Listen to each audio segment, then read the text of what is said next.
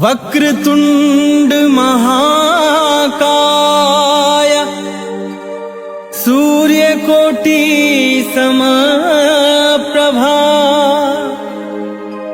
निर्विघ्नं कुरु मे देव सर्वकार्येषु सर्वदा। प्रेम से बोलिए गणपति महाराज की जय राजा राम राम राम जय सीता। गुरुर्ब्रह्मा गुरुर्विष्णु गुरुर्देवो महेश्वरः गुरुः साक्षात् परब्रह्म तस्मै श्री गुरवे नमः। निश्चर, ये सब निश्चर है। कौन है? जो चोर है, खल है, दुष्ट है, जुआड़ी है, जो दूसरे की धन संपत्ति और दूसरे की बहन बेटियों को गंदी निगाह से देखते हैं, माता पिता की आज्ञा का पालन नहीं करते, उनकी सेवा नहीं करते, संतों सेवा कराते हैं, बोले यही असुर होते हैं। और असुर बढ़ जाते हैं तो अनियत के अनुसार चलते हैं। ऐसी अनियत का पालन करते हैं कि जिसका वर्णन नहीं किया जा सकता है।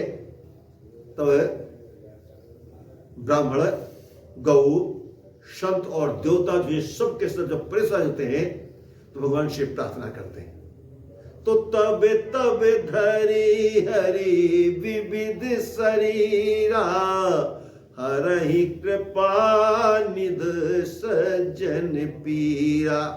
तो माता पार्वती ने कहा, भगवान आखिर ऐसी लीला करने की कौन सकता है इसमें भगवान रोते घूमे, विकल होते हुए घूमे। तो भगवान शंकर ने कहा कि जो जस गाई तरई न, इस जस को गा करके, कथा को सुन करके लोग संसार से तर जाते हैं, इसलिए भगवान ऐसी लीला करते हैं। इसे आप ऐसे समझिए कि भगवान एक भवन के ऊपर है और सीढ़ी लगी है। भगवान कहते हैं कि आप लोग सीढ़ी से ऊपर चढ़ करके आइए, हमसे मिल जाइए।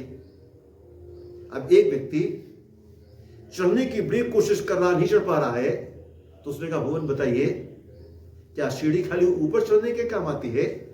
भगवान ने कहा नहीं, इससे नीचे उतरा सकता है। तो उसने कहा प्रभु हम ऊपर अगर नहीं चढ़ पा रहे हैं तो आप ही नीचे उतर करके आ जाइए। नाम रूप दुए ईश उपाधि। ज्ञानी कहता है कि नाम और रूप से ऊपर उठो।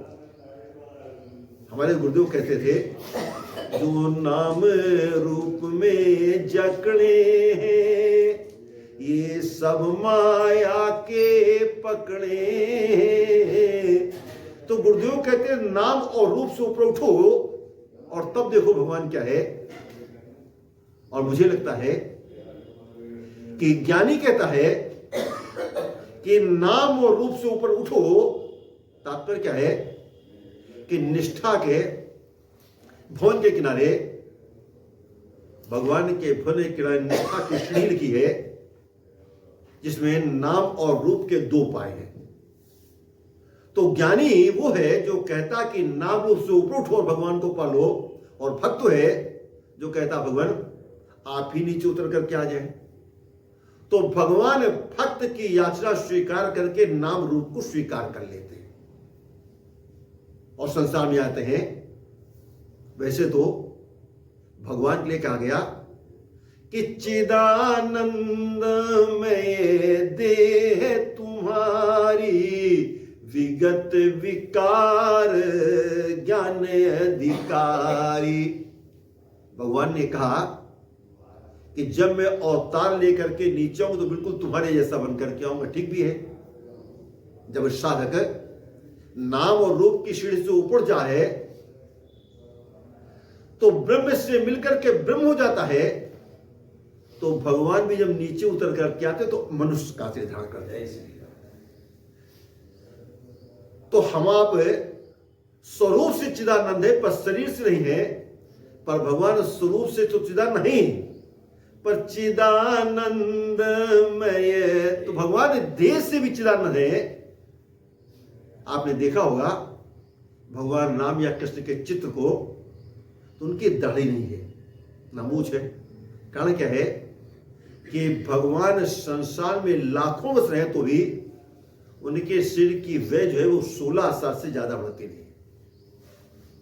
इसलिए जब देखते हैं भगवान श्री कृष्ण को वर्णन आता है द्वारिका का, तो कभी कभी लोग भ्रम खा जाते थे कि पोते और बेटे भगवान श्री कृष्ण से बड़े लगते थे।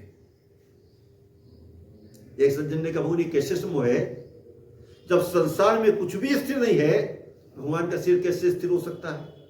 हमने कहा जैसे आदमी का कद स्थिर हो जाता है। अगर कोई व्यक्ति नाटा रह गया तो कितना भी त्रिकोणासन करे फिर के लंबा